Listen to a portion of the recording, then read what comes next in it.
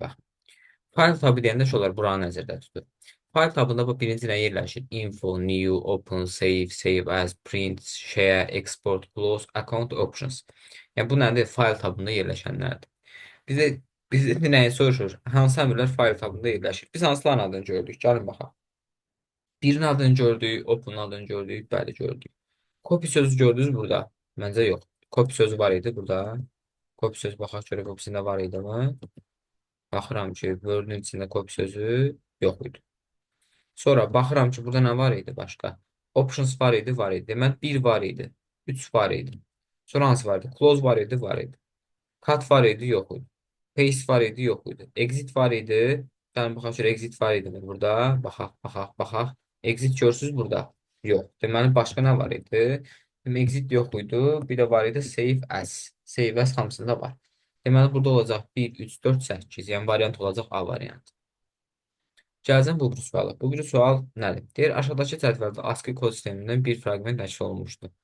Bizə 5 simvolunun 16-lıq kodunu istəyir. Uşaqlar, burada çox vaxtı hərfləri də verə bilir. Bax, A, balaca A, onluq kodu 97-dir. Böyük A-nın kodu, keçən dərsdə, misal üçün, keçən qəbul sınağında böyük A-nın kodunu istəmişdi. Onluq kodu bunun 32 dənə əksik. 97-dən 32 çıxanda nə qədər qalır? 65. Yəni burada A-nın kodunu istəsəydik. İndi bizə nə edir? 5-in 5 simvolunun 16-lıq kodu. 8, misal simvol 8-in 10-luq kodu nədir? 56-dır. Deməli 7-nin kodu 55-dir. Bax 7-nin kodu nə olacaq? 55. Arxaya saya-saya gedirəm. 6-nın kodu 54-dür. 5-in kodu nədir? 53. Yəni bunu tələsib gəlib variant Y-ni götürmüyor. Sizdən bu 53-ün burada 10-luq kodunu biz tapdıq. 53 bunun 10-luq kodudur. Biz bunu nəyə çevirməliyik? 16-lıq koda. Deməli mən 53-ü nəyə çevirməliyəm? 16-lıq say sisteminə. 16-lıq say sisteminə çevirəndə 16-ya bölməliyəm. Burada olur 3, burada qalır 48. 48 də bu 53-dən də bunu çıxanda nə qədər eləyir? Misal üçün baxıram, 50, 35 eləməli, səhv eləmirəmsə. 35, yəni bunu da belə düzürəm, olur 35. Bax, onluq kod deyir ha, yəni burada çarıxmayın. Bu onluq kodunun 53-ü tapan kimi tələsib Y variantını götürməyin. Bizə nə deyir? Onluq kodunu verib bizdən 16-lıq kodunu istəyir. Bunu geriyə sayım elədim. Misal 56 idi, 7, 55-dir, 6, 54-dür, 5, 53-dür, sonra 16-lığa çevirdim. Cavab olacaq A variantı. 29-da baxıram. Qonşu olmayan obyektləri seçmək üçün hansı düymədən istifadə olunur? Gəlin baxaq. Tutaq ki, mən ekranda bir dənə faylı, misal üçün bu faylından bu faylı seçmək istəyirəm. İkisi də müxtəlif yerlərdədir. Kontrol düyməsini basılı vəziyyətdə tutub, əgər bu faylın üstə bir dəfə vurub, sonra bu faylın üstə bir dəfə belə vursam, neyniyəcəm? 2 dənə müxtəlif yerdən fayl seçmiş olacam. Yəni klaviaturadan və yaxud da ki, Word-də, Excel-də fərqi yoxdur. Müxtəlif yerlərdən seçim etmək istəyirsinizsə, kontrol düyməsini basılı vəziyyətdə tutmalısınız. Gəlirəm 30-cu suala. 30-cu sualda bizə nə deyir? Deyir, FTDR hansı mülahizələr yanlışdır? Yanlış olanları tapmadım. Deyir, FTDR şəbəkəsi ulduzvari topologiyaya aiddir. Xeyr. FTDR hansına aiddir? Misal üçün, biri var eşin topologiyası, halqa topologiyası, bir də ulduz topologiyası. Ulduz topologiyasına aid deyildi. Halqa topologiyasına aid idi. Yəni, deməli, bir səhvdir. Biz onda variant olaraq biri götürəcəyik. Yəni, bizə səhv istəyilir, bir düzdür. 100 Vigilan şəbəkəsi ulduzvari topologiyaya aiddir. Bəli, bu düzdür. Şülüs iki müxtəlif kompüter şəbəkəsi və iki kompüter arasında əlaqə yaradan qurğudur. Bu da düzdür. Terminator işçi stansiya yoğun kabelə qoşan qurğudur. Xeyr. Uşaqlar, Terminator enerji uddusu rolunu oynayır. Burada enerji uddusu sözü var isə Terminator idi. Burada amma verməyib deyə 4-də səhvdir. Marşrutlaşdırıcı router müxtəlif topologiyalı, lakin eyni protokola malik olan kompüter şəbəkələrini birləşdirir. Xeyr. Müxtəlif topologiyalı və yaxud da ki, müxtəlif protokoldur. Baxın uşaqlar, 2 dənə şey soruşa bilər. Biri var router, bir də var bridge, yəni körpü. Bununla bunun fərqi nədir? Routerda müxtəlif topologiyalı, bir də müxtəlif protokolludur. Bridge-də amma eyni, misal üçün, eyni protokoldur, müxtəlif topologiyalı.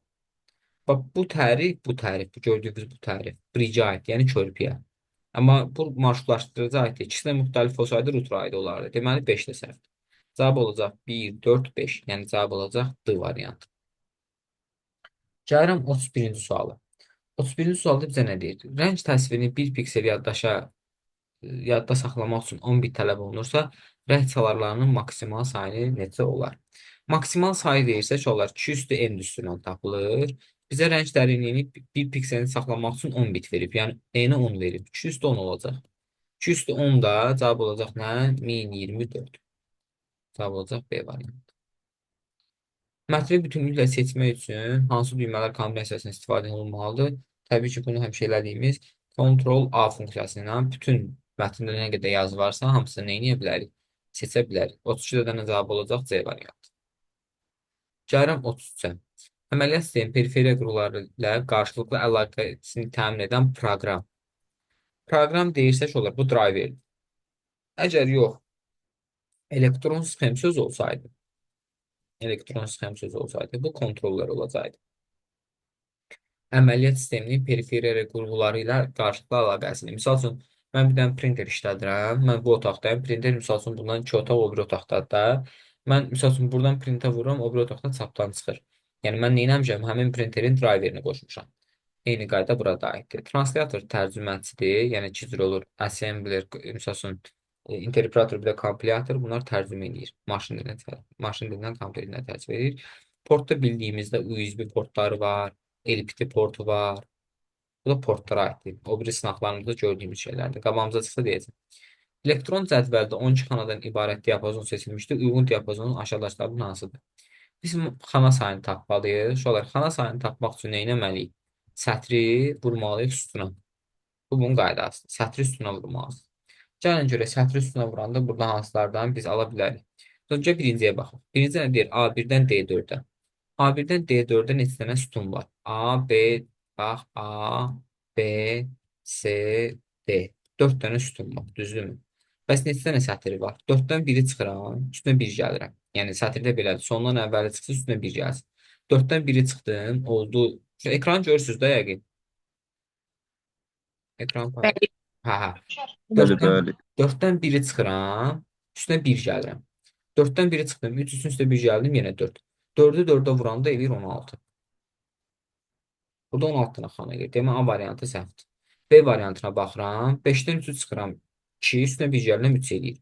A-dan Y-yə qədər də gör nə qədərdir? A, B, C, D, Y. 5 dənə. 5 də 3-ə vuranda 15 xana edir. Bizə 12 xana istəyir. Bu da səhvdir. Gəlirəm C-yə. C2-dən Y5. 5-dən 2-ni çıxıram, 3 eləyir. Üstünə 1 gəlirəm, 4 eləyir. C-dən Y-yə qədər də 3 dənədir. 4-ü 3-ə vururam, 12 eləyir. Deməli, cavab nə olacaq? C variantı olmuş olacaq. Gəlirəm bura. NTFS fayl sistemini FAT fayl sistemi ilə müqayisədə əsas üstünlüklərini qeyd edin. Windows təzələrdə üçün NTFS fayl sistemindən istifadə olunur və burada əsas məsələ nələrdir? Diskdəki 512 baytlıq sektorlardan təşkil olunur. Nasaz sektorlar təşkil istifadə edilir. Disk 12 baytlıq, bu səhvdir. Disk 12 bayt, 512 baytlıq sektorlardan ibarət sektorlardan təşkil olunur. Hər bir klaster üçün 4 baytdan istifadə olunur. Faylın fraqmentasiyası azalır. Hər bir istifadəçi üçün ayrıca bir recycle bin səbəti təmin olunur. Bu nəzəriyyə uşaqlar. Və bunu əslində belə oxuyanda üstünlük deyil də. Misal üçün, hər bir klaster üçün 4 bayt istifadə olunur. Xeyr, bu nə üstünlüyü ola bilər ki? Faylların fraqmentasiyası azalır, yəni optimallaşdırılması, yəni səpələnməsi azalır. Yəni, bu onu nəzərdə tutur. 4 düzdür. Hər bir istifadəçi üçün ayrıca bir recycle bin təmin olunur. 35-dən da cavab olacaq Y variantı. 129 səhifədən ibarət olan bir kitabın ilkin səhifəsində 1024x512 pikseldən ibarət 256 rəng çalarlı malik qrafik təsvir, digər səhifələrində isə hər biri orta hesablı 32 sətir və 64 simvol var. Unicode'da yığılmış bu kitab yaddaşda neçə kilobayt yer tutar? Bu məsələdir. Gəlin bu məsələni görək nə cür həll etmək lazımdır. Bunun birinci silirəm. Bunun birincisini punktundan çəkək.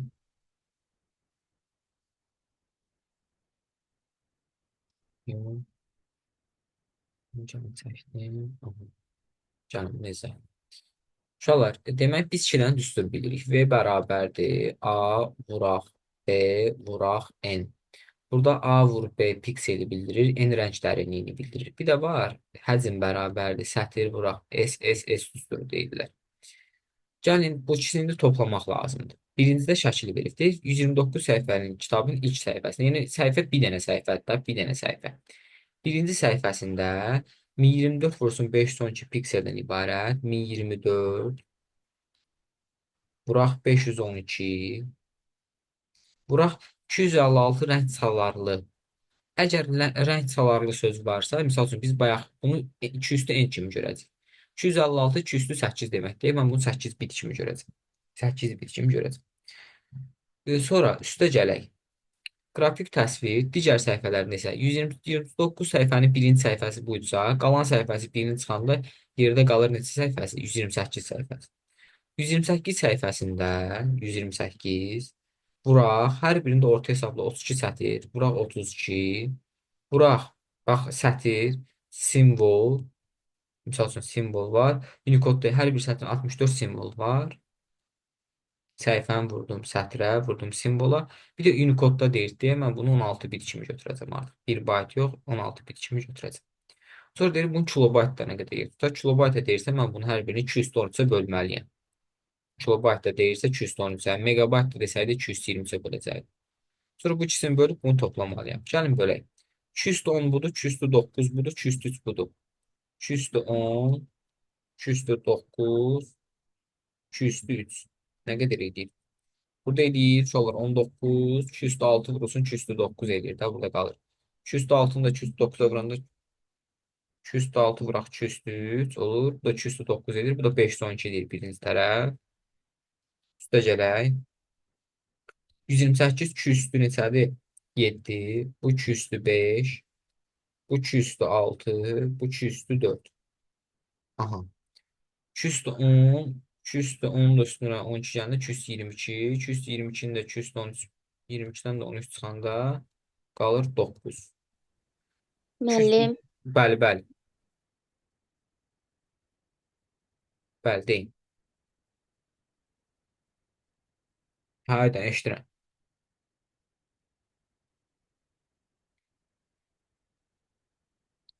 209, 209-da 5 son 2-dir. Cavab edir 1024. Əgər nə desə çarpmalıqsa. Bunu yəqin ki, başa düşməliyik. Bir də izah edeyim. Bax, uşaqlar, burada 128 129... sadəcə bilmədim. Nə? 128 bilmədim ki, 128 o biri rəqəmlər var orada, amma 128 yoxdur, onu bilmədim. 128 burada yazmışam. 128 vuraq 32 vuraq 64 vuraq 16 belə 213. Bax, uşaq başdan izah edirəm. Demək ki, 2 dənə funksiya düsturumuz olur. A vur, B vur, N, bir də S vuraq, S vuraq, S. Düzdür? 129 səhifənin ilk səhifəsində birinci səhifədir, yəni bir səhifə. Vuraq 1024, vuraq 512, vuraq 256 rəng çalarlı, rəngli sözü varsa biz bunun 2-ni qüvvət kimi baxıram. 256 2 8-dir, 8 bit götürürəm. Biz burada n rəng dərinliyini bildirir. Yəni 8-ə vururam. Sonra bunu kilobayta çevirmək üçün 213-ə bölürəm. Bu riyazi tərəfdə, yəni qüvvətləri belə çevirəsiz, sonra ixtisar apararsız neçəsə qalacaq. Üstünə gəlirəm. Deyir, digər səhifələrində. Digər səhifələri 129 səhifənin bir səhifəsi getdisə, qalan neçə səhifəsi qalır? 128 səhifəsi. 128 vuraq. 32 sətir. Vurdum 32 sətir. Deyir 64 simvol və Unicode-da. Unicode deyirdi, mən avtomatik bunu vurmalıyam 16-ya. Və bunu da böləcəm 213-ə, ixtisar aparanda da cavab olacaq 1024. Yəni qayda olaraq belədir. Burada cavab olacaq nə? 1024. Page borders və page color əmrləri hansı lent qrupuna aiddir? Word-dən söhbət gedir. Page borders və page color. Design-da baxaq. Bax, page borders, bir də var page color. Hara aiddir? Page background-a aiddir. Bu da watermark-ı da verə bilər. Watermark nədir? Su nişanı. Arxa fona kölgəli yazı yazmaq üçün istifadə olunan bir şeydir. Bax, belə kölgəli yazı yazırlar ha. O testlərdə, sınaqlarda falan görürsünüz. O watermark-dır. Yəni su nişanı. Page background lent qrupunda, lent tabında demirəm ha, lent qrupunda yerləşir. Bizə deyir ki, hansı lent qrupunda yerləşir? Page background lent qrupunda yerləşir. Sayğac sahəsi nə üçün nəzərdə tutulub Access-də? Əslində uşaqlar, biz sayğac deyəndə nəyə başa düşürük? Bunu Excel-də də biz görmüşük ki, sözüm mən bura 1 yazıramsa, tutaq ki, bir dəqiqə. Mən bura götürüb 1 yazıramsa,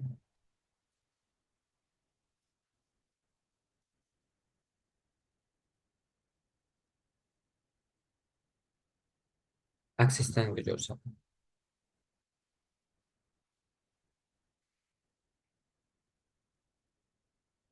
Database yaradırıq. Create.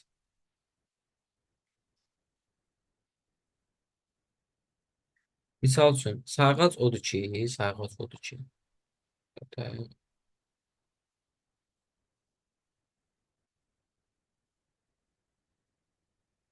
sayğac avtonomber. Avtonomber nədir uşaqlar? Baxın, tutaq ki, mən gətirirəm. Burada sözü nəsə yazıram. Sonra düşürəm aşağıdakı sətrə. Bir dəqiqə. O avtomatik görs neyinir? Nömrələyir. Mən bura düşüb bir dənə yazıram, görs avtomatik neyinir? Nömrələyir. Avtomatik gör neyinir? Nömrələyir. Yəni mən bura heç bir şey daxil edə bilmirəm. Çünki bura sayğac tətbiq eləmişəm ki, öz avtomatik daxil eləsin. O 1, 2, 3, 4, 5, 6 olaraq daxil eləmiş olur. Yəni avtomatik nömrələmə. Bəs nəyi nömrələyir? Təbii ki, biz bunu nə görürük? Bax, bu aşağıya doğru nömrələyirsə, bu sətir bəsətirdir. Biz də deyirik ki, Access-də sətirlərə nə deyirlər? Yazı, bir də nə deyirlər? Kortej. Bəs sütunlara nə deyirlər? Domain deyirlər. Domain, bir də sahə deyirlər. Domenlə sahə sütuna aiddir. Kortejlə yazı sətrə aiddir. Bizə deyir ki, nəyi nömrələyir? Təbii ki, yazılar nömrələyir. 38 cavab olacaq A variantı. Gəlirəm 39-a. Neyman arxitekturası prinsipləri. Neyman 4 dənə arxitekturasının prinsipi var idi. Bir də Neyman arxitekturasına görə kompüter iki hissədən ibarət idi. Mərkəzi hissə, bir də periferik hissə. Arasında əlaqələndirən nə var idi? Sistem interfeysi var idi. 39-cu suala baxanda deyir ki, əmrlərlə verilənlər aid deyil deyir. Ha, aid olanlar yox. Əmrlərlə verilənlər arasında aşkar bir fərq yoxdur. Bu düzdür. Yəni Neyman arxitekturasında var idi. Bizə səhvlər axtarmaq lazımdır. Kompüter eyni zamanda bir neçə istifadəçi işləyə bilər. Bunun heç bir daxili yoxdur Neyman arxitekturasına. Kompüterin işi proqramla idarə olunur. Kompüterin işi proqramla idarə olunur. Bəli. Verilənlər aparat səviyyəsində təyin olunur. Xeyr, verilənlər aparat yox, proqram səviyyəsində təyin olunmalıdır. Burada proqram yazılsaydı, bax burada kimi verilənlərlə, məsəl üçün, əmrlər arasında heç bir aşkar fərq yoxdur. Verilənlər proqram səviyyəsində təyin olunur. Cavabı düz olardı. Amma aparat səviyyəsindədirsə, bu səhvdir. Bizə də aid olmayan istəyir. 2 ilə 4 deməli düzdür. 2 ilə 4 olmayan variantları çıxıram. Elə qalır 2, 4, 5, 7. Kompüter lokal şəbəkələrlə əlaqələndirir.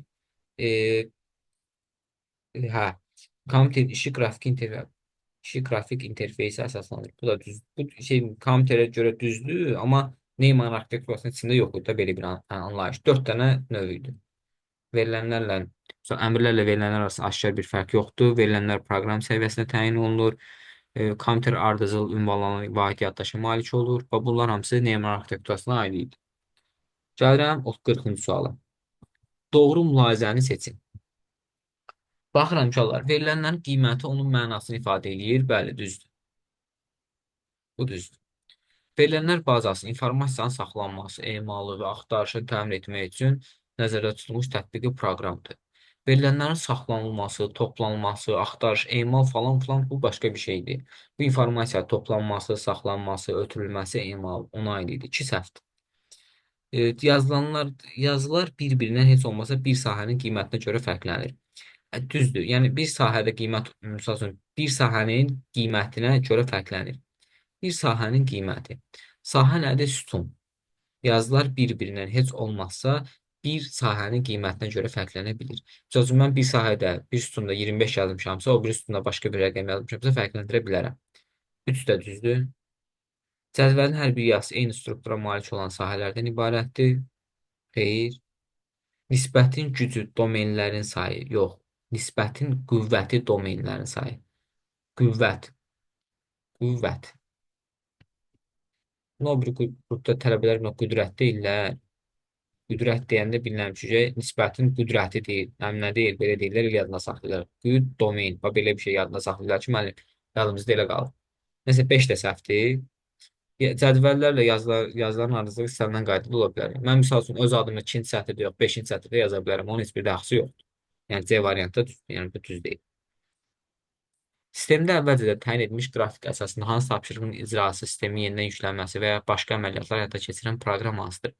Əgər tapşırığın icrası təyin edilmiş bir qrafik varsa, əvvəlcədən bizi nə qoymuşuq qabağımıza? Bir task qoymuşuq, hansısa bir vaxt çərçivəsində ki, onu həyata keçirəcəyik. Buna task scheduler deyilir. Misal üçün, bax, burada system restore sistemin yenidən bərpası deməkdir. Command prompt CMD-dir. Kod yazsan orada həll olunur. This defragmented bu utilitdir. Və bunlar da utilitlərdir daha doğrusu. Və this defragmented defragmentasiya səpələnmə deməkdir. Yəni defragmentləşmə odur ki, səpələnmiş faylları bir yerə yığır, optimallaşdırır, informasiyanı optimallaşdırır, səpələnmiş faylları bir yerə yığır. Yəni burada yəni uzun sözün qısası bizdən soruşur müəyyən bir qrafik əsasında tapşırıq icra edir. Yəni müəyyən bir vaxt çərçivəsində task qoyur. Yəni A variantı.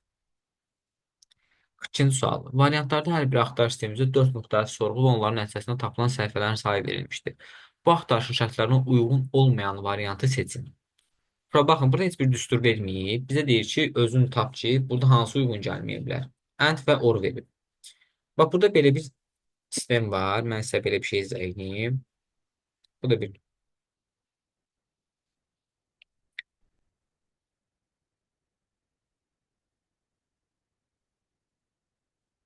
Bax, uşaqlar, 4 müxtəlif variant verilib. Bax, Access plus Excel bərabərdir.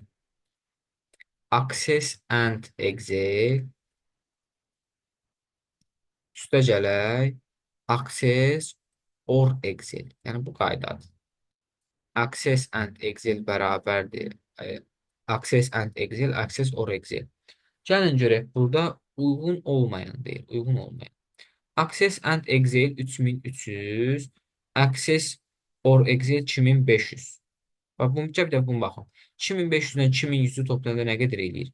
3600. Bununla bunu toplayanda nə qədər eləyir? Yenə 3600. Access plus Excel 3600 eləyəcək. 2500-dən 1100-ü toplayanda 3600 eləyəcək. Deməli, mənim bu Access, bax, buradakı bu variantım nədir? Səhvdir. Yəni, bax, bu 4 variantı ilə bir burada düzəldəndə cavabı düz götürürəm. Bunlardan biri uyğunlaşmır. Demək, uyğunlaşmayan hansı variantdır? A variantı. Çünki belə bir şərtdə bu rəqəmi qoysam, Access or Excel-dən gəlir eləyir nə qədər? 5800. Bizə lazımdır ki, bu ikisinin cəmi bərabər olsun, bu ikisinin ayrılıqda cəminə. Yəni, cavab olacaq burada A variantı. 42-də cavab A variantı. Gəlirəm 43-ə. 43-də bizə nə deyir? Deyir ki, aşağıdakı mülahizələrdən hansı doğrudur? Bir slayda bir neçə keçid effekti vermək mümkündür. Bir slayda, bəli, keçid effektləri, misal üçün, fərqli cürə keçid effektlərimiz var. Bunları vermək olar. Təqdimatlar zamanı flowmaster daxil edilmiş elementləri çap etmək mümkün deyildir. Flowmaster deyəndə nəyə nəzərdə tutur? Uşaqlar, baxın, PowerPoint-də belə bir şey var. Siz tutaq ki, Flowmaster deyəndə, misal üçün, mən bu slaydı başladıram F5-lə. Ctrl-P düyməsini vuranda Flowmaster aktivləşir. Bax, burada yazı yaza bilirəm. Görürsünüz? Sonra bizə nə deyir? Bax, bunu görürsünüz, aktivləşdirdim. Ctrl-P-ni əgər mən slaydı başladanda vuranda qələm flowmaster aktivləşir. Sonra bunu çıxıram. Baxın, X-i vururam, çıxıram. Bu mənə deyir ki, bu qalsın yoxsa qalmasın. Keep desəm qalacaq. Çapa versəm də baxın. Bunu keep dedim deyəsən. Aha, bir dəqiqə. Qaldı. Ctrl-P-ni belə vursam, həmin bu flowmasterlə yazdığım şeyi printə vurub çap eləyə bilərəm. Yəni, bu da düzdür. Yəni, bu deyil, mümkün deyil. Yəni, əslində mümkündür. 2 səhvdir. Biz həmçinin öyrəndik ki, nə ola bilərmiş? Deməli, slaydı başlatdığımız rejimdə biz Ctrl-P düyməsini vuranda nə baş verir? Qələm açılır, flowmaster açılır. Slaydı başladan rejimdə, F5 ilə slaydı başladanda. Normalda vuranda çapa verir, amma slaydı başlatdığımız rejimdə vursaq, flowmaster aktivləşdirir. Demək, 2 səhvdir. 2-ni olmayan variantlar çıxaq. Gəlin 2-ni çıxaq. Buradan çıxıram, buradan çıxıram. 1 olmayan variantda çıxıram, D-ni çıxıram. Qaldım A ilə B arasında. Bizə nə deyir? Slayda verilmiş keçid effektləri onun baxışı həyata keçirilmək üçün vəziyyət sətrində ayrıca bir düymə nəzərdə tutulmamışdır. Tutulmamışdır. Baxarıq. Slayd mətnlərdəki simvol arası məsafəni dəyişmək üçün hər hansı bir əmr nəzərdə tutulmamışdır. Mətnlərdəki simvollar arası məsafəni təqdimatda yeni slayd, homeland tab əmri vasitəsilə əlavə etmək mümkündür. 5 düzdür. Yeni slaydı. Yeni slaydı. Slaydlar fərqli sərlövhələr vermək mümkündür. Buradan da cavab olacaq uşaqlar. Baxaq. Bir dəqiqə. Təqdimata yeni slaydı. Homeland tabının əmri yeni slaydı. Yeni slayd deyəndə yeni slayd vərəqi desəydi daha düzgün olardı. Yeni slayd vərəqi. Slayda verim keçirik. Ön baxış həyata keçirilən. Belə bir düymə yoxdur onsuz burada. Baxın, ön baxış həyata keçirilən bir düyməmiz yoxdur. Ön baxış dediyi nədir ki, olar? Baxın, tranzitdə preview görürsünüz. Slayda bunu verəndə preview vurursunuz, ön baxış həyata keçirilir. Burada elə bir düymə var. Burada elə bir düymə var. Görürsünüz, yoxdur. Demək, 3 düzdür. Burada yəqin ki, yeni slaydı buna görə götürüb. Yeni slayd vərəqi desəydi ki, yeni slayd vərəq əlavə eləmək homedan bir insertdən mümkündür. Yeni slayd. Yeni slayd dedi, yəqin yeni fayl açmaq üçün nəzərdə tutub 5 səhvdir. Cavab A variantı olacaq. 1, 3 slayddakı mətnlər və simvollar arası, mətnlərdəki simvollar arası məsafəni dəyişmək üçün hər hansı bir düymə əmr verilməmişdir. Mətndəki simvollar arası məsafəni. Simvollar arası məsafəni verilmişdir, deyir, yoxsa verilməmişdir. Slayddakı mətnləri simvollar arası məsafəni dəyişmək üçün hər hansı bir əmr nəzərdə tutulmamışdır. Bu sual biraz qarışıq sualdır. Bu suala baxarıq. Burada bir də geri dönüş eləyəcəm bu suala. Bir dənə baxaq. Sənədin səhifələrini nömrələmək üçün hansı lent tabında mümkündür? Təbii ki, insertdən. İnsertə gəlsən, bax, burada nömrələmə slide number-ın olar. Bəli, Müəllim, orada o biri 43-cü sualda orada bir slayda bir neçə keçid effekti vermək mümkündür. E, Bir obyektə deyildi o müəllim. bir slayda bir neçə keçid effekti vermək mümkündür. Bir slayda bir keçid effekti verirdik deyəsən. Bax, iki konkret səhvdir. İki səhvdir. İkini çıxdım. Təqdimata yeni slayda home əmri, slayda fərqli sərlövhə vermək mümkündür. Bir slayda bir neçə keçid effekti vermək mümkündür. Baxaq görək.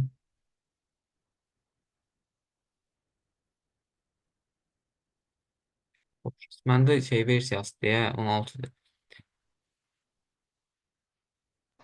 Mümkün deməli bir slaydın 7 vərəqə ola bilər. Hər vərəqə başqa-başqa effektlər verə bilərik. Düzdür, bu düzdür. Bir düzdür, bəli. Bir düzdür. Ha, bu o fikirləncəsə bir slayd düzdür, birinci düzdür.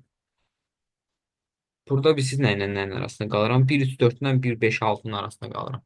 Yeni slayd vərəqi desə home səhvdir. Yeni slaydı əlavə eləmək home səhvdir. Bu fayldan olur.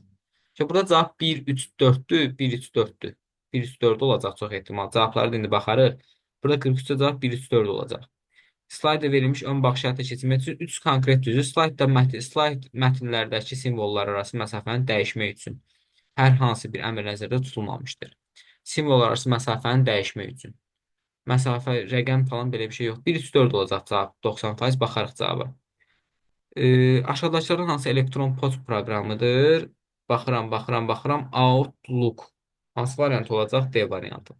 Eudora proqram versəydi, o da elektron poçt proqramına aid olacaqdı. 45-də cavab D variantı. ViewLent tabının Windows Lent qrupunun daxil olan düymələr və əmrlər vasitəsilə icra etmək mümkün olan əməliyyatları seçin. Excel-dən söhbət gedir. Gəlin Excel-ə baxaq.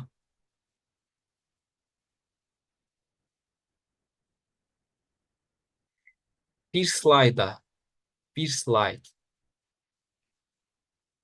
Bir dəqiqə. Buna bax. Orada müəllim slayddır. Ona görə bir slayda bir keçid vermək olur, amma obyektlərə bir neçə olurdu. Baxarıq inşallah. Bir dənə o suala baxaram təzədən. Bir dənə bunu tam deyim. Bax, ViewLent tabının Windows Lent qrupuna daxil olan düymə və əmrlər. Windowda deyil, nə ola bilməz? Nə ola bilməz? Gəlin baxaq. Nə ola bilər, ola bilməz deyil. Pəncərələri müxtəlif ölçüdə bir neçə sahəyə ayırmaq. Olar, split var. Burada split bölməkdə ayırmaqdır. Windows Lent qrupunda var. Bax, split bölməkdir. Bir düzdür. Cədvəlin birinci sətrini dondurmaq. Bəli, olar. Freeze panes var. Freeze top row var. İlk sətrini dondurmaq. Freeze first column, freeze panes. Bu var. İki də düzdür. İşçi vərəqini gizlətmək. İşçi vərəqini yox, işçi kitabını gizlədə bilirik. İşçi vərəqini gərək sağ düyməsindən gizlədək və yaxud da ki, home-dan gizlədək. Hide sheet və yaxud da ki, home-da format var, onunla gizlədək. Demək, 3 səhvdir. 4. Cari kitabı yeni pəncərədə açmaq. New window əməliyyatı var idi burada. View-da new window. Bəli, bunu da açmaq olar. Demək, 1, 2, 4 də düzdür. Baxaq, cədvəli yadda saxlamaq. Xeyr, burada belə bir əməliyyat yoxdur. Save eləmək. İşçi kitabını gizlətmək olar. İşçi kitabını gizlətmək. Burada hide vursa gizlədə bilər. Tor xəttlərini deyir, gizlətmək, göstərmək. Bu show length qrupundadır. Window length qrupunda deyil. Grid lines var. Xəttləri gizlədib göstərmək. Amma bu show length qrupundadır. Window length qrupunda yox. Burada olacaqsa 1, 2, 4, 6. Gəlin buna baxaq. Alqoritm fraqmenti yerinə yetirilməsindən sonra qiyməti müəyyən eləyin. A bərabərdir 1, B bərabərdir 5, B bərabərdir 0, B 5-ə bərabərdirmi? Xeyr. B-nin onda nə edəcək? 1 artıracaq. B olacaq birinci qiyməti 1, A-nın birinci qiyməti olacaq 3. B-nin ikinci qiyməti olacaq 2, A-nın ikinci qiyməti 3-ə vura-vura gedəcək də 3, 4, 5 olacaq. Sonra bunu 3-ə vura-vura gedəndə burada 3-ə vurdum bir dəfədə. 3-ə vuranda 9. Sonra gedəcək neçə? 27. Sonra olacaq 81. Sonra 3-ə vuranda olacaq 243. 5 dəfə əməliyyat yerinə yetiriləcək. 5-ci əməliyyatda cavab 243 olacaq. Bax, blok sxemdə baxsınız. Şərt ödəməsə yox qoluna geçsiniz, ödəsə hə qoluna gedəsiniz. Yəni 47-də cavab olacaq 1, 243-də, yəni 243. Elektron təqdimat proqramında hansı lent qruplarından slaytlar obyektə əlavə etmək olar? Gəlin baxaq. Gəlin baxaq.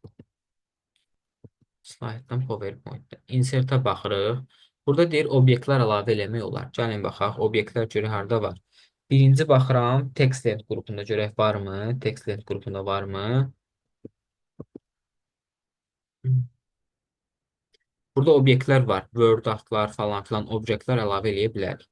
Deməli, bu düzdür. Bir dəqiqə. Mən bir dənə bunun arası keçid edeyim. Belə olsun. Aha. Deməli, page-də baxaq görək var. Page lent qrupu görürsünüz burada. Home-a baxaq. Burada var. Yox. Insert-də bundan əlavə eləmək. Bu obyektlər desə bunları nəzərdə tutur. Bunları nəzərdə tutur. Baxıram ki, yox. Bunlar da yoxdur. Demək ki, düzdür. Charts-da görək var. Charts var. Charts diaqramlar. Burada var. Deməli, sizin bir dənə şey maraqlıdır ki, mənə bir dənə bir şey maraqlıdır ki, məndə versiya biraz bir il köhnədir deyəsən. Onun tutmur. Charts lent qrupu yoxdur. Bunda yoxdur, yox. Links var. Linksdə əlavə eləmək. Links, action falan bunlardan əlavə eləmək olar. Düzdür. 2, 4 düzdür. Sparklines belə bir şey göstərmir. Illustration. Bəli var. Smarter, Shapes, Chart. Chart onun içində yerləşir. Ayrıca bir qrupu yoxdur. 2, 4, 6. Sonra görək mediadan əlavə eləmək olar. Obyektlər bəli eləmək olar. Header footer ayrıca bir lent qrupu deyil. Header footer tekstin içində yerləşir. Ona görə hit. Amma baxın bir dəqiqə burada bir dənə sizə belə bir şey göstərdim.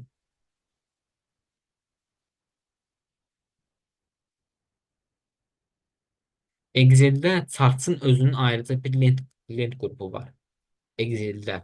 Amma o birilərdə hamısında nəyin içində yerləşir? O birilərdə hamısında nəyin içində yerləşir? Bax, bayaq gördük. Ayrıca bir qrupun içində yerləşir. Bax, illustration içində yerləşir. Amma Excel-də ayrıca bir charts lent qrupu deyilən bir anlayış var. Deməli, onda burada cavab olacaq 2, 4, 6, 7. Bu da düzdür. Verilmiş elektron cədvəl fraqmentinə əsasən C15 xanasını hesablayın. Average B13, B15. B13-dən B15-ə qədər hesablayaq. 4, 8, 3 neçə eləyəcək? 12 üstü üçgəndə 15, 15 üstə böləndə 5 eləyəcək. Power A13 üstü A12, 5 üstü neçə? 15 üstü 1, 5 eləyəcək. Sum C13-dən C14 cavab 10 eləyəcək. Bu da düzdür. Gəlirəm bura. Qida bloku. Qida blokunda enerji toplayır və paylayır. Bu düzdür. Prosesor, yaddaş və periferi qurğuların informasiya axını yox. Ədədlər üzrə hesab əməliyyatlar hesab və məntiq qurğusudur. Xarici qurğuların işinə edən mikrosxemdir. C variantı düzdür.